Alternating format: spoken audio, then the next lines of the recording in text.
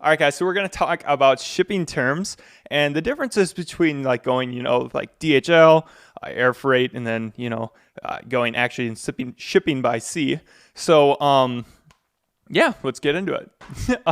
So let's see. What are the most common terms that you see like people getting confused about when they're first getting into, importing from China?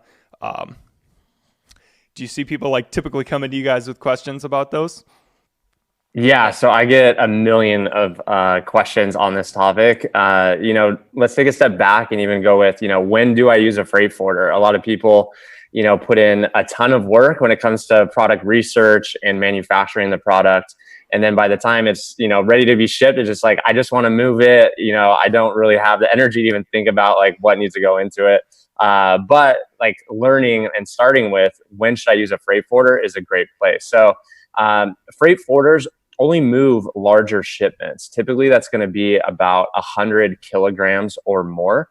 And so a freight forwarder's pricing is not going to be competitive until you get to that size. So it depends on, of course, your product, how many units you're moving, but that's a great rule of thumb. So if it's a small product and you're not moving that many units, it's good to stick with your supplier, because what your supplier is going to do is leverage DHL or Air Express or UPS. And those are parcel shipments. So those are really small shipments. The pricing is going to be better. It's going to move quicker. That's when I would stick with your supplier. And that's step one. So step two is going to be, okay, if I want to use a freight forwarder, I have a larger shipment, what are the shipping terms? That's something that you do negotiate with your supplier when you're manufacturing the product. And the typical terms that we see are going to be Ex Works, FOB, and DDP, and I'll walk through those. So these terms just outline who's responsible for what parts of the shipment move. The first one is Ex Works, and under those shipping terms, the supplier is only responsible for manufacturing the goods and making it available at their warehouse. And so it's that one you would have to pay for, and the freight forwarder is going to pay for all the shipping charges and fees that go into, picking it up, trucking it to the airport or seaport, getting it on the boat, etc. With FOB, your supplier is actually responsible for getting it to the port or seaport. And so those are the two major terms when you're working with a freight forwarder. Now, if you're just working with your supplier and they're going to handle everything, that's typically DDP, which means that includes customs and duties and everything else. And your supplier's handling everything end to end. So if you're working with a freight forwarder, it's going to be Ex Works or FOB. If you want a recommendation on which one of those terms to use, I would try to negotiate FOB. It gives you more control and ensures that they have their export license, because to get it out of China into the port, you have to clear it through customs on the China side as well. So it kind of ensures that your supplier has all the documentation set up that you need. It's not a deal breaker if you don't get FOB and they only want to provide Ex Works, but that's what we do recommend. And then the last thing I'll hit on there is just how the pricing works, because if you think about it, with FOB, your supplier is responsible for the trucking, the export customs, and getting it to the port or seaport. So they're not just going to, pay that themselves. They're going to include that in your manufacturing costs. So when you're, getting the quotes from your supplier, and when you ask for FOB, that per unit cost is going to be higher. But if you get Ex Works, it's going to be lower because your supplier doesn't have to pay for those costs. But you would see those costs on your freight forwarder's invoice. So you're paying for it either way. It just kind of depends if it's going to be through your product, per unit cost, or on your freight forwarder's invoice. So those, to kind of like wrap it up here, if your shipment is 100 kilograms or more, that's when you want to engage with a freight forwarder. And then for shipping terms, Ex Works, your supplier is only responsible for manufacturing the goods and making it available. FOB is when they have to take it all the way to the port or the seaport. And if you're having your supplier do everything, then that's most likely going to be DDP. Awesome. So is there sometimes issues where you get Ex Works and then it's like, oh, wait, you can't actually get it to the port? because there's some issue with the supplier? Like, have you ever seen that before?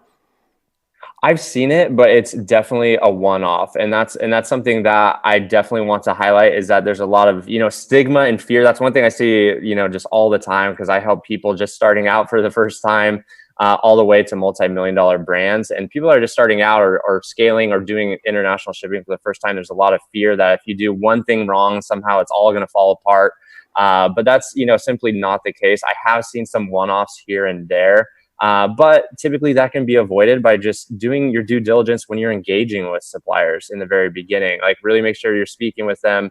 If you're not just going with the supplier with, the lowest price possible. Oh, yeah. You're, approaching this like a partnership in a business, and through your conversations, they have, the paperwork and work well with you. I think that, like, you're going to avoid a lot of headaches just by doing that in the beginning. Oh, okay. So that's good to know. Yeah.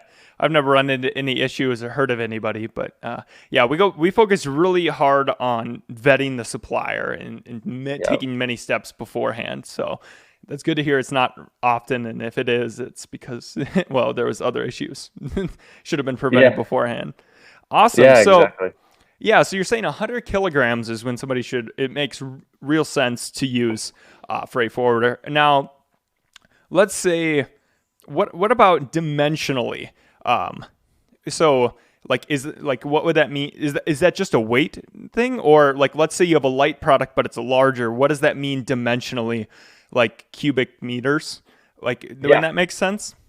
Yeah. So if like an exception would be if you have a product that takes up a lot of space. I think like 100 kilograms is going to cover, 95% of the products out there. But there are products that are really light and take up a lot of space. So the way that, shipping works, when it comes with, let's say, air freight, the airline is going to look at, how dense your product is and how much volume it takes. So to find the volume, you're simply going to, multiply length by width by height to get that. Won't go too far into the details there, but if you do have a product that takes up a lot of volume, it's okay to engage with the freight forwarder and come in and say, hey, like, here's the information, here's the details. You can get, the pricing and see if it makes sense for you at that time. That's something that's like really important to know as well. It's kind of, again, on that highlight that you don't have to get everything right by yourself. A freight forwarder is there, should be there to educate and to help and to answer questions like this as well too.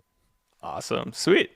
All right. Well, yeah, we'll include a calculator where essentially you can see at what dimensions that it makes sense to that, where you start to dimensionally get charged per kilogram as well.